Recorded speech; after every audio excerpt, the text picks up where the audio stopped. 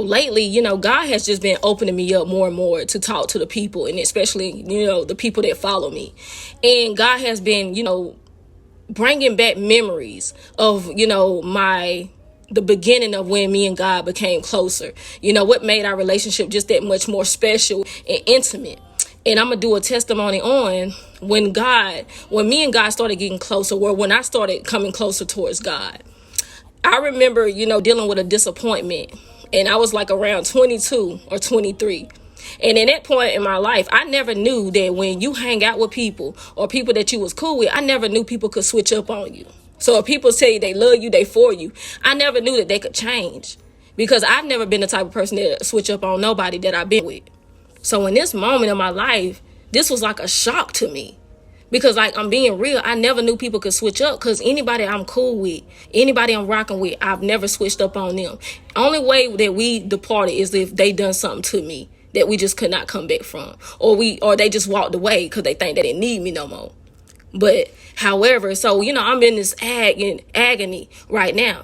So it's almost like, in this moment, I'm sleeping. And it's almost like God stepped into my room and just woke me up, tapped me, and raised me up. And I'm being real with y'all. And it was like I was already half asleep. And it's like some say you got to get up. So I got up. And the thought was in my head was go to the living room. And I went to the living room and sit on the couch. I was sitting in the middle of my couch. I picked up the remote and I put it on. I turned the TV on. And it was already on the gospel station at this moment. So when I'm sitting on the couch and, the TV on the gospel station playing, it's almost like I was in company with someone else that was sitting next to me. Just sitting there just for comfort.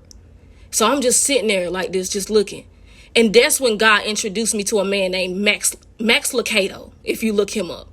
And he do these messages. I can't remember everything, but he had these program. And one of the messages was about Joseph when he was betrayed by his brothers. Anybody know that story? And so pretty much he was just saying a message. He was like, you've been betrayed by someone. Someone that you trust, that you care for. And they just threw you out in the pit. They didn't need you anymore. And that's how it was. I was just sitting there, I was invested, because this man was speaking to my pain.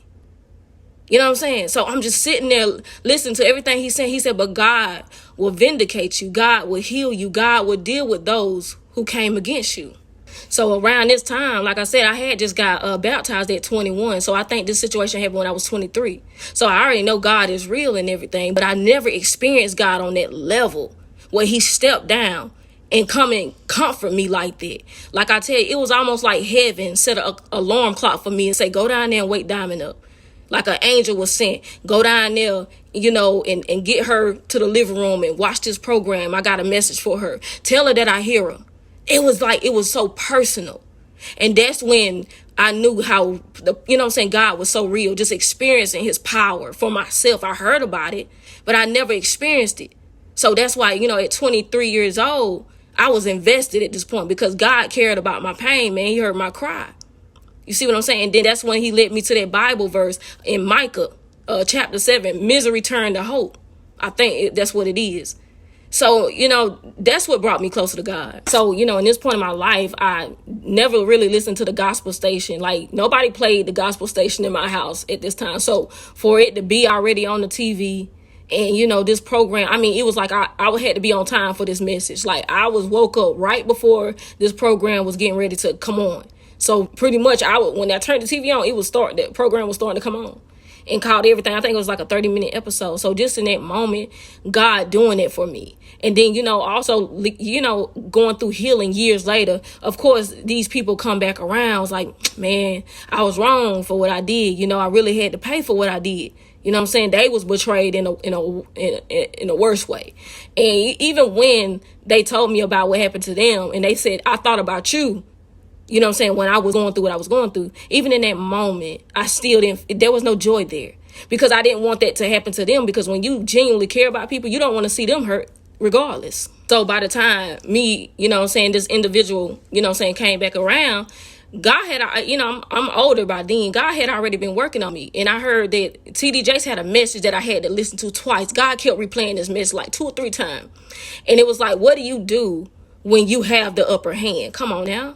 He said, God is going to test you and see what you do when you get the upper hand. When the person who hurt you, when they come back around and need you to show them mercy, how you going to handle it?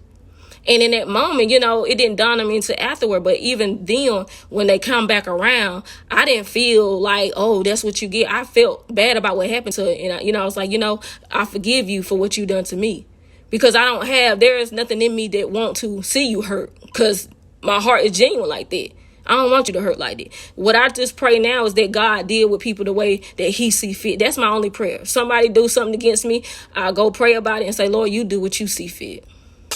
And we know that the word of God say what Satan meant for evil, God will make it for our good. So when that situation happened, God already knew what he was going to do with it. He already knew he was going to use that disappointment to, as an introduction, like as him introducing himself. I am God. I'm your father. I am here for you. He was introducing himself through that situation. Now, that I look back, because that was the beginning of our relationship, like for real, becoming like really, close. Like this is special.